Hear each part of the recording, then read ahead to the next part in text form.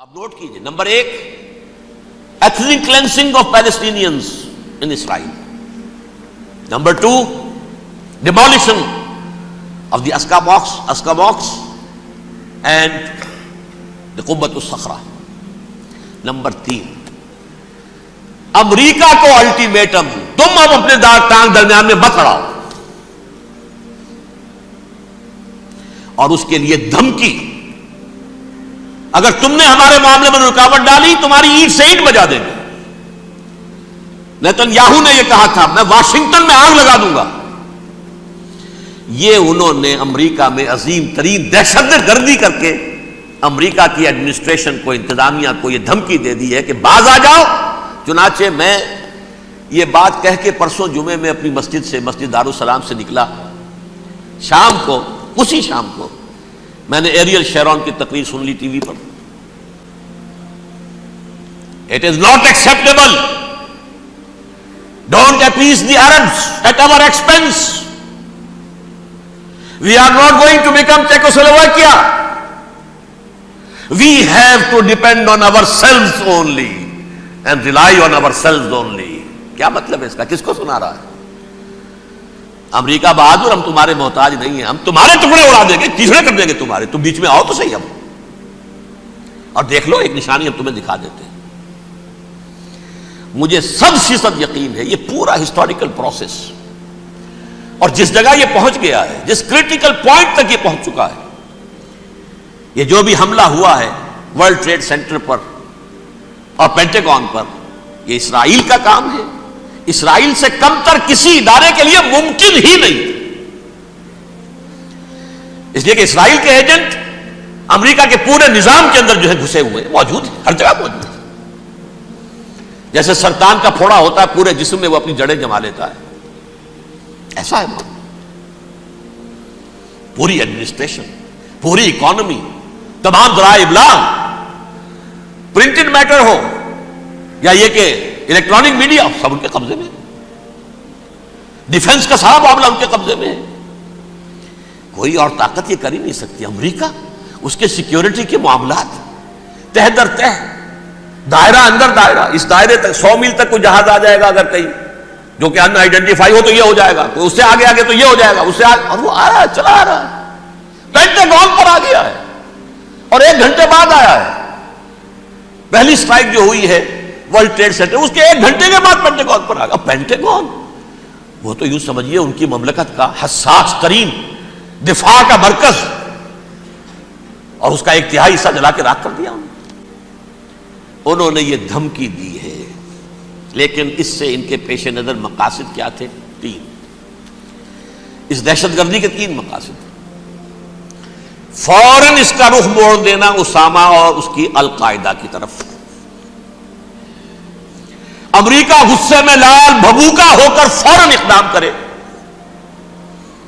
اور ایک طرف تو اسامہ اور ان کے ساتھ طالبان کا ٹنٹا مکا دے، اور دوسری طرف چونکہ پاکستان الائی ہے اور پاکستان کے عوام جو ہیں وہ طالبان کے ہمدرد ہیں، وہ اگر اٹھے تو ان کا بھی بیڑا گرک. ایک تیر سے 2 شکار تو ادھر ہو جائیں، جو مستقبل میں انہیں خطرہ ہے.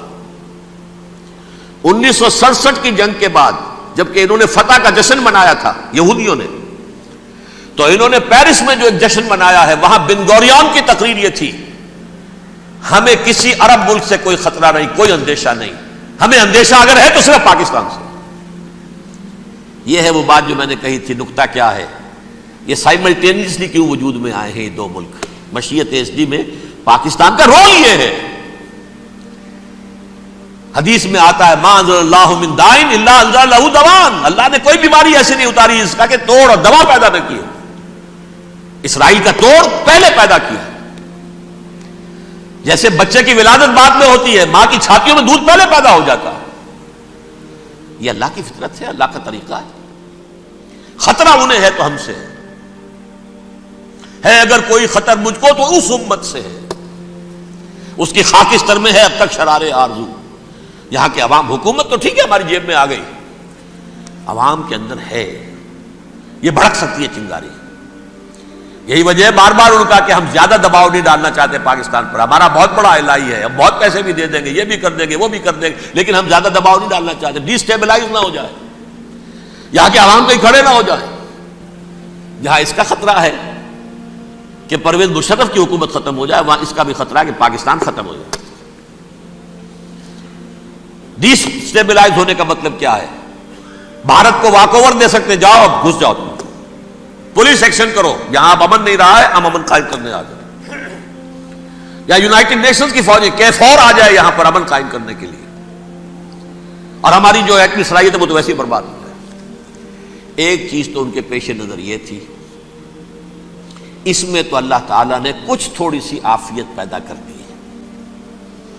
ان کا خیال تھا کہ غصے میں آگ ببوکا ہو کر امریکہ جو ہے بھوکے شیر کی طرح ٹوٹ پڑے گا بس, لیکن وہاں وہ اپنے باپ کی طرح کولیشن بنانے کی فکر ہو گئی اسے. کولیشن بنتے بنتے تو وقت لگتا ہے, بستی بسنا کھیل نہیں, بستے بستے بستی ہے. دل کا اجڑنا سہل صحیح, بسنا سہل نہیں ظالم, بستی بسنا کھیل نہیں, بستے بستے بستی. کولیشن بناتے بناتے نیٹو بھی پھدکنے لگا تھا کہ ہمارے پاس انہوں نے کچھ ثبوت دیا ہی نہیں ابھی تک. اس چکر میں ایک تو وقت نکل گیا, اور دوسرے فوراً ہی ان پر آیا ہو گیا یہ تو ہمارے ساتھ کیا ہی اسرائیل نے ہے, لیکن یہ بات لیک نہیں کرنا چاہتے. میں نے خود سنا اور بھی بہت لوگوں سے کہا کہ یہ باقاعدہ اسٹیٹ ڈپارٹمنٹ کی طرف سے ٹی وی پر, سی این این پر, بی بی سی پر یہ اعلان آیا کہ یہ جو انویسٹیگیشنز ہو رہی ہیں اس حادثے کی تحقیقات کی, اس کی معلومات لیک کیوں ہو رہی ہیں, لیک نہیں ہونی چاہیے. کیوں؟ اسامہ کے خلاف اگر کوئی ثبوت ہے لیک ہو جائے 1000 مرتبہ, کس کو کوئی نقصان ہے؟ یہ کون سا تھا, کون سا لیکیج ہے جسے روکنا مقصود ہے؟ وہ تو ہمارا متمنا ہے, ہمارا بیٹا ہے, وہ کر رہا ہے. اس گھر کو آگ لگ گئی گھر کے چراغ سے, but they have given a message to the United States of America, ہمارے راستے میں اب مت آنا, ہم پر دباؤ نہ ڈالنا, don't appease the Arabs at our expense. یہ الفاظ ہیں شیرون کے. ان کی خوشامد, ان کو خوش کرنا, ان کو پسند کرنا, ان کو راضی کرنا ہماری کوشش پر.